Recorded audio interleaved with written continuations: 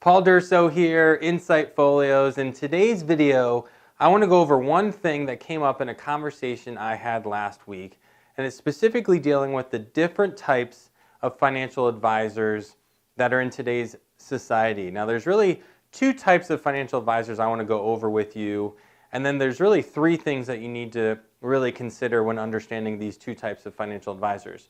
The first one, and the one that you probably need to be the most aware of, is really a standard as much as it is a financial advisor.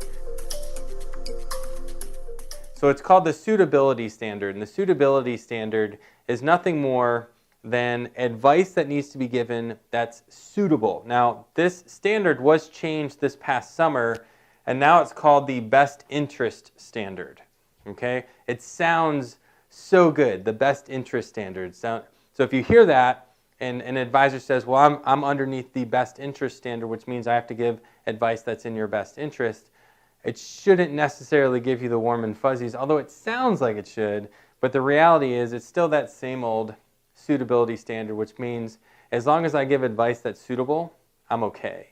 Even though the advice can be in my best interest as a financial advisor, as long as the advice is suitable, it checks all the boxes and I should be good. Now, they've changed some of that language and now change the name along with it to the best interest, but the reality is the advisor has put themselves in a compromising position by allowing themselves to do business under this suitability standard. I grew up in an environment where my parents raised me to understand nothing good happens after midnight.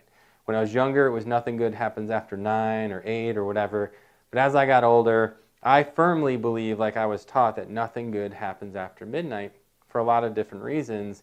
And in my business, I've changed that nothing good happens to those who do business under the suitability standard. Why?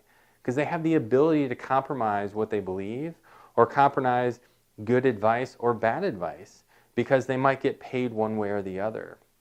So the reality is a lot of advisors are good that work under that suitability standard, but they have the ability to give bad advice because they can, because it can be suitable even though it's not necessarily right. So that's the first thing you need to understand. The second one is the fiduciary.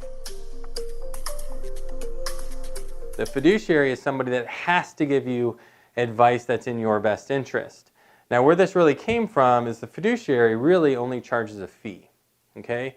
So there's two types of way an advisor can get paid. It's really a commission versus a fee.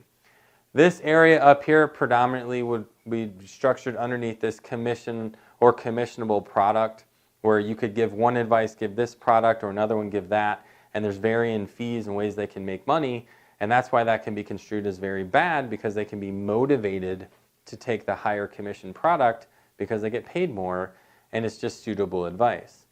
Down here, the advisor, no matter what the advisor gives, and from an advice standpoint, they get paid kind of the same way because it's a percentage fee structure.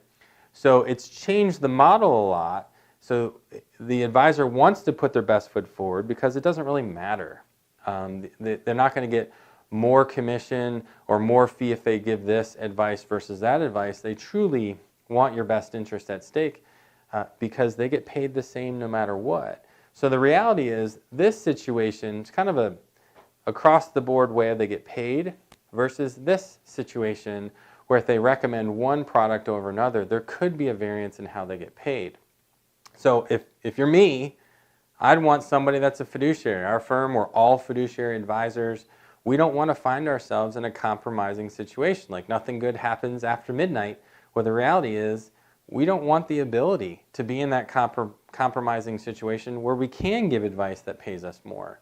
So we're all fiduciaries. The one thing that you need to be the most aware of is the duly registered, the individual that actually operates under both. And depending on what advice they're giving at any given time, they can decide, hey, I'm going to put on the fiduciary hat here, or over here I'm going to put on the suitability hat.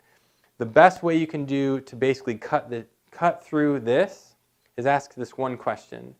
Do you work with a broker-dealer? If they answer yes to that question, they can actually operate under both of these standards. If they say no, they're a registered investment advisor, they can only be a fiduciary. So the reality is you want to know if somebody's duly registered because they can actually say they're fiduciary, and they're absolutely correct. But the reality is they can also operate underneath that suitability standard, which the reality is you really don't want that. So ask this question: do you work with a broker-dealer, to really understand what type of advisor that you're working with, and you should know the type of advisor and basically what type of advisor they are. So ask that question. Good luck to you. God bless. Have a good day.